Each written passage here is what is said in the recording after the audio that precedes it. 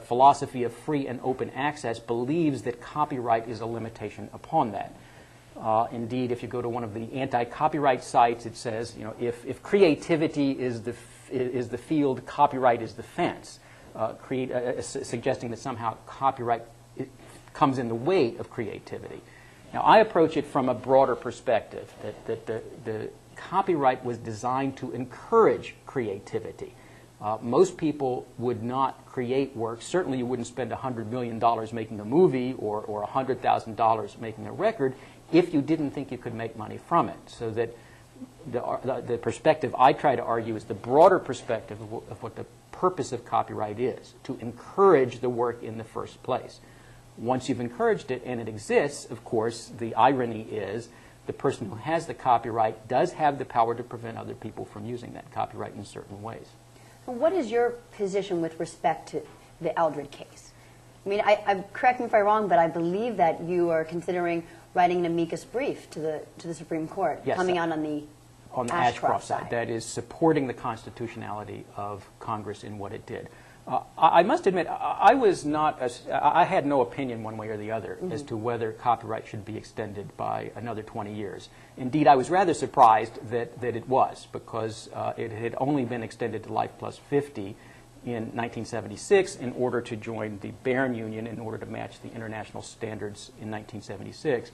I'm sorry, the Berne Union, you're saying we extended it to author plus 50 so that we could be more in line with international laws of copyright? Yes. During the entire 20th century, the international norm, the standard, embodied in an international treaty, the Berne Convention, the international standard was life plus 50. The United States, up until 1976, had a term of 56 years. So for 100 years, the United States was unable to join the major international copyright treaty because we didn't grant adequate protection. In 1976, we extended the term to life plus 50, and then in 1988, 10 years later, we were able to join Berne because we matched the international standards. One of my criticisms of the Eldred position in the Eldred v. Ashcroft case is that clearly life plus 50 is necessary in order to have the United States join the international community. In his book, Professor Lessig makes it sound as if the extension is something that the giant corporations, primarily Disney, lobbied very strongly for in Congress, and that somehow these nefarious companies have gotten this illegitimate extension. He doesn't even mention the fact that we were matching the international standards, and that if we had not matched those international standards, we would not have been able to join the Berne Convention. So I think that the position that's being argued is a very narrow one from within the United States that doesn't take account of the international standards. So your position, if you could just clarify, what exactly is your position? Life plus 50, I think, is an absolute necessity. I think it would be just absolutely absurd to declare that that's unconstitutional, because if that's the case, then the United States could not join, it would be kicked out of the major international copyright treaty. The focus of this particular case is whether the additional 20 years was constitutional or not. Now, we were not required under international treaty to go to the life plus 70, to extend an additional 20 years.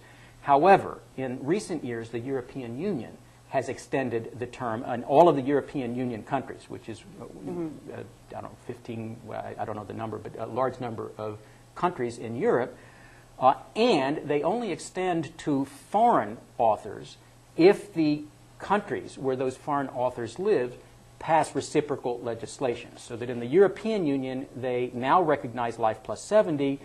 American authors wouldn't get the advantage of that life plus 70 unless we also had a life plus 70 term. And although Lawrence Lessig doesn't even mention this in his book, I think one of the primary reasons why Congress extended to life plus 70 was so that the United States authors would have this better position, would not be at a disadvantage in the international community. So you would argue that the Copyright Extension Act of 1988 is a natural progression of copyright law. Would you? I think that one of the reasons why Congress did what it did was to match the international standards, to bring the United States within the international standards, which makes a lot of sense because we are a copyright exporting country. We export to the rest of the world our movies, our music, our computer programs. Indeed, if we got paid for all of the intellectual property that we exported, we would have a positive balance of payments. As it is, we have a negative balance of payments. If it weren't for the intellectual property, we would be at a tremendous disadvantage internationally. So it is in the United States' best interest to have a worldwide protection of intellectual property rights. This is the reason that we joined Berne in 1988. This is the reason for several other copyright treaties that have been passed under the auspices of the World Intellectual Property Organization and the World Trade Organization. Ultimately, I think it's in the American interest, the United States' interest, to join and to promote these higher standards in an international arena.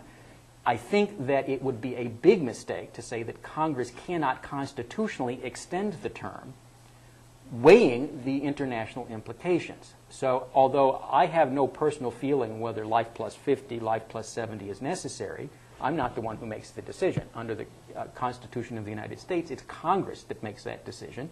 And they make it based upon a balance of a lot of different factors. And I think, if you want, we can go into some of that balancing that I think the Eldred forces don't seem to recognize in the statute. Please, what are some of the balancing issues at play here?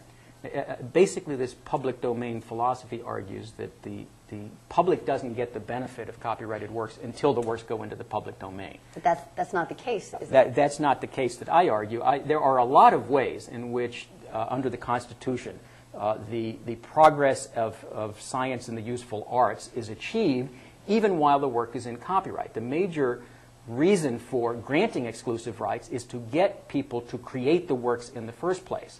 And for example, the movie, the Lord of the Rings, we don't have to wait for another 95 years for it to go into the public domain before just about everybody in the world sees it, before it becomes part of our culture, before people can make parodies of it, before people can quote it, before people can discuss it.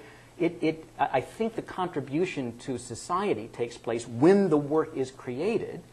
And there are a whole lot of balancing principles. For example, something known as the idea-expression dichotomy.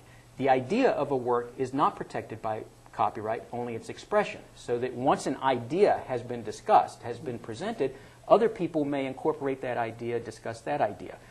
There's a concept known as fair use, that in a recent case, The Wind Done Gone was a parody of Gone with the Wind. Gone with the Wind is copyrighted, and the Margaret Mitchell estate sued for copyright infringement, but it was found that The Wind Done Gone does not infringe because that was a fair use, it was a commentary, it was a parody of the original. And I think that's the way you achieve balance, is that even though Gone with the Wind is still under copyright, it has become part of the culture. Mm-hmm. People may make parodies of it, people may discuss it in a scholarly way. What you may not do is go out and publish that book without the consent of the Margaret Mitchell estate. Because those are exclusive rights that belong to the creator. Right. And so I see copyright as already incorporating a lot of balances. The petitioners in the Eldred case make it sound as if the public is not served until the work gets into the public domain. Now, there are many works where that might be true. If someone decides they don't want to publish a work, then, of course, a copyright can be used as a barrier. But I assure you that the whole purpose of copyright is it is in the best interest of anyone who owns a copyright to disseminate the work, because that's how they make money from it. It is, if you want to get a Britney Spears album, no one is preventing you from getting it. They do want to prevent you from downloading it for free from the internet, because that way they don't get paid for it. But the copyright owners make money by making the product available. That's the incentive system of copyright. And so my sense is that Congress ought to be able to balance these issues, and if they conclude that life plus 70 as part of the balance makes sense, it would be a bit dangerous for the Supreme Court to say that certain parts of that balance are unconstitutional. So if you had to make a definitive opinion on how do you think the Supreme Court should handle this case?